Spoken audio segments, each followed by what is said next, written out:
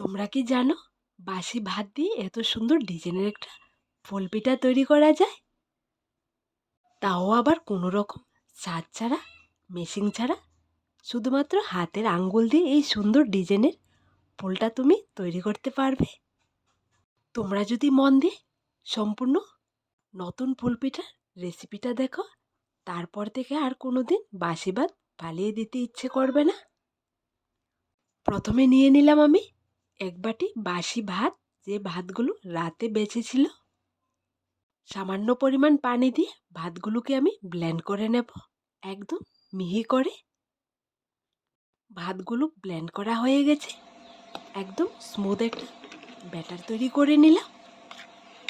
তোমরা চাইলে ভাতের ব্যাটারটা ছেঁকে নিতে পারো। এখানে আমি একদম স্মুথ করে ব্যাটারটা রেডি করেছি, ছেঁকে নেওয়ার কোনো প্রয়োজন নেই। নিয়ে নিলাম একটা বাটি, বাটির মধ্যে আমি ব্লেন্ড করা ভাতের ব্যাটারটা বের করে নেব। আমরা তো সকলে অনেকে অনেক রকম করে ভাত দিয়ে পিঠা তৈরি করে থাকি। আজকে আমি একদম সম্পূর্ণ নতুন পদ্ধতিতে তোমাদেরকে দেখাবো বাসি ভাত দিয়ে কি করে এত সুন্দর একটা ফুল পিঠা তৈরি করা যায়। তোমরা যদি একবার এই পিঠাটা তৈরি করো, কাটা দিয়ে ফুল কেটে ফুল পিঠা তৈরি করার ইচ্ছা আর হবে না। ভাতের ব্যাটারটা আমি বাটিতে নিয়ে নিলাম। এবার নিয়ে নিলাম হাফ কাপের মতো শুকনো চালের গুঁড়ি। একটু একটু করে চালের গুঁড়ি দিয়ে আমি হাতা দিয়ে মাখিয়ে পিঠা তৈরি করার জন্য ডোটাকে রেডি করে নিচ্ছি। এখানে যতক্ষণ পর্যন্ত পানি দেওয়ার প্রয়োজন হবে না, ততক্ষণ পর্যন্ত নেড়েচেড়ে ডোটাকে রেডি করতে হবে। যখনই তোমরা মনে করবে ড্রয়ের মধ্যে হালকা পানি অ্যাড করতে হবে, তখনই পানিটা অ্যাড করবে, তাও আবার অল্প পরিমাণে। ভাতের পিঠা আমরা অনেকে অনেক রকম করে খেয়েছি। এই পিঠাটা খেতে ভীষণ স্বাদের হয়। তোমরা যদি না তৈরি করে খাও তাহলে একদমই বুঝতে পারবে না। ভাতটাকে যখন ব্লেন্ড করবে, বেশি পরিমাণে পানি দিয়ে ব্লেন্ড করবে না, একটু পরিমাণ পানি দিলে হবে। ডোটাকে তৈরি করার জন্য এখানে এক্সট্রা পানি দিতে হয়নি। এবার আমি হাত দিয়ে ভালো করে ডোটাকে তৈরি করে নিচ্ছি। পিঠার ড্রয়ের মধ্যে আমি স্বাদ মতন লবণ অ্যাড করেছি।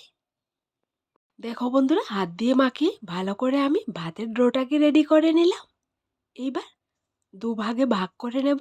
এক ভাগে বেশি পরিমাণ ডো রেখে আরেক ভাগে সামান্য পরিমাণ ডো আমি ফুড কালার অ্যাড করব। আমি এখানে অরেঞ্জ ফুড কালারটা অ্যাড করেছি, তোমরা তোমাদের পছন্দ মতো করলে হবে। তোমাদেরকে বলছি বন্ধুরা, তোমরা যদি আমার চ্যানেলে নতুন হয়ে থাকো, অবশ্যই আমার চ্যানেলটাকে লাইক, শেয়ার এবং সাবস্ক্রাইব করে পাশে থাকা বেল বাটনটি অবশ্যই ক্লিক করে রাখবে, যাতে করে আমার দেয়া নতুন নতুন রেসিপিগুলো সবার প্রথমে তোমাদের কাছে পৌঁছায়। অরেঞ্জ ফুড কালার দিয়ে আমি সামান্য ড্র রেডি করে নিলাম। তোমাদের কিন্তু এই নতুন পিঠার রেসিপিটা মন দিয়ে দেখতে হবে, তা না হলে তোমরা হাতের আঙ্গুল দিয়ে এত সুন্দর ডিজাইন করে ফুল পিঠাটা তৈরি করতে পারবে না।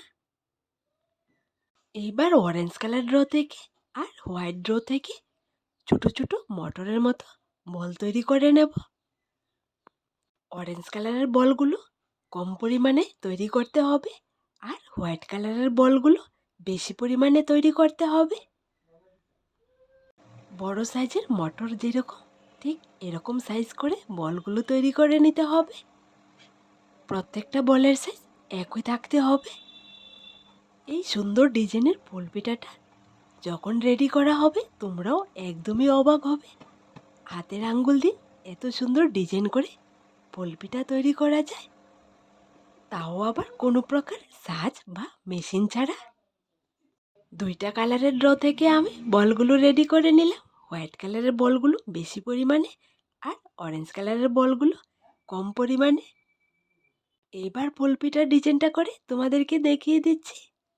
নিয়ে নিলাম একটা প্লাস্টিকের পেপার, এর মধ্যে ভালো করে তেল লাগিয়ে নিলাম। এরপর মাঝখানে রেখে দিলাম অরেঞ্জ কালারের একটা বল, আর সাইডে হোয়াইট কালারের 6টা বল। এরপর আঙ্গুল দিয়ে একটুখানি মিক্সড করে নেব। মিক্সড করা হয়ে গেলে এক সাইড থেকে পেপারটা দিয়ে আলতো হাতে 3টে আঙ্গুল দিয়ে প্রেস করে দেব। এমনভাবে প্রেস করব যেরকম আমরা রুটি তৈরি করি, পাতলা করে। মাঝখানটা যখন ভালো করে প্রেস করা হয়ে যাবে, তারপর সাইডের পাপড়িগুলো আমি একটা আঙ্গুল দিয়ে প্রেস করে দেব আর পাতলা করে নেব। এই ফুলপিঠাটা তৈরি করার পর দেখবে একদম রিয়েল ফুলের মতো দেখা যায়। তোমরা কি ভাবতে পারো আঙ্গুল দিয়ে প্রেস করে এত সুন্দর ডিজাইনের একটা ফুলপিঠা তৈরি করা সম্ভব?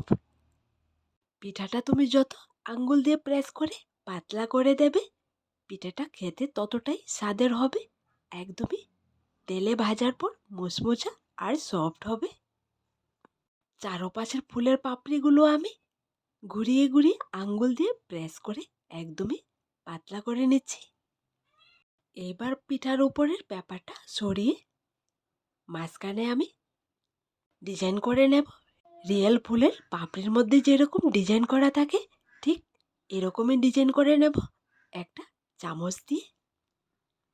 তার আগে মাঝখানে অরেঞ্জ কালারের মধ্যে একটুখানি ডিজাইন করে নিচ্ছি একটা স্টিক দিয়ে। দেখো চামচটা দিয়ে আমি পাপড়ির শেপটা দিয়ে দিচ্ছি একদম সহজে, হালকা প্রেস করে। ফুলের পাপড়ির মধ্যে যেরকম একটা ডিজাইন থাকে স্টিকটা দিয়ে আমি ডিজাইনটা করে দিলাম। তোমরাও তৈরি করতে পারবে এই সুন্দর ডিজাইনের ফুল পিঠাটা সামান্য বাসি ভাত বা সঙ্গে সঙ্গে রান্না করে ভাত দিয়ে। ফুল পিঠার ডিজাইনটা পুরোপুরিভাবে করা হয়ে গেছে। এইবার দেখো পিঠাটা দেখতে একদম রিয়াল ফুলের মতো দেখা যাচ্ছে। আরেকটা পিঠার ডিজাইন আমি তোমাদেরকে করে দেখিয়ে দিচ্ছি ঠিক একই রকম করে, যাতে করে তোমরা একদম সহজে এই নতুন ডিজাইনের ফুল পিঠাটা তৈরি করে নিতে পারো সামান্য ভাত দিয়ে।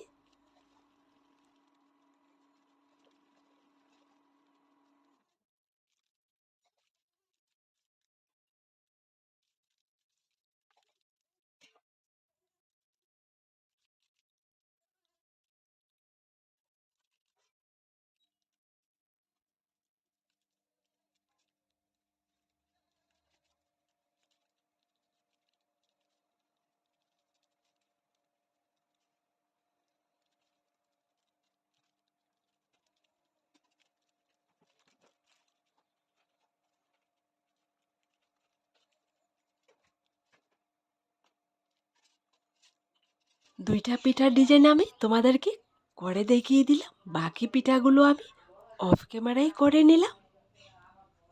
আমি এখানে ভাতের ব্যাটারের সঙ্গে শুকনো চালের গুঁড়ি অ্যাড করেছি, তোমরা চাইলে আটা ময়দাও অ্যাড করে এই পিঠাটা তৈরি করতে পারবে।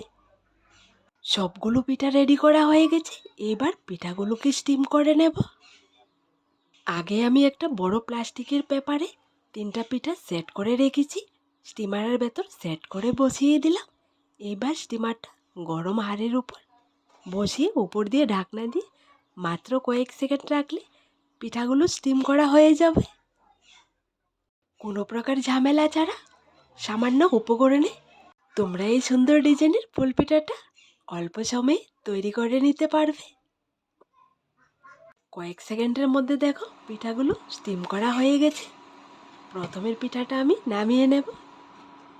একই রকম করে আমি বাকি সবগুলো পিঠা স্টিম করে নামিয়ে নেব।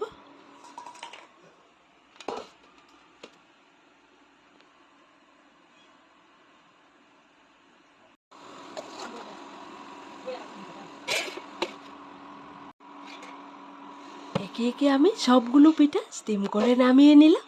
আর পিঠাগুলো দেখো স্টিম করার পর কতটা সুন্দর হয়েছে। আঙ্গুল দিয়ে প্রেস করে যতটা পাতলা করে পিঠার ডিজাইনটা করবে, পিঠাটা খেতে ভীষণ স্বাদের হবে। অনেকগুলো পিঠা তৈরি করে নিলাম একদম অল্প সময়ে আর সামান্য ভাত দিয়ে। দেখতে যেমন সুন্দর, খেতেও ভীষণ স্বাদের এই পিঠাগুলো। অবশ্যই তোমরা একবার ট্রাই করে দেখবে। এইবার পিঠাগুলোকে রোদ্রেতে দিয়ে ভালো করে শুকিয়ে নিয়ে আসতে হবে। এখানে পিঠাগুলোকে আমি শুকিয়ে নিয়ে আসলাম, কিন্তু পুরোপুরিভাবে শুকানো হয়নি, তাই আমি তোমাদেরকে একটা পিঠো ভেজে দেখাতে পারলাম না। তেলে দেওয়ার পর পিঠাগুলো একদম ফুলকো ফুলকো হয়ে ফুলে যায়। আজ এখানে আবার দেখা হবে নতুন একটা রেসিপির সাথে। সবাই ভালো থেকো, সুস্থ থেকো।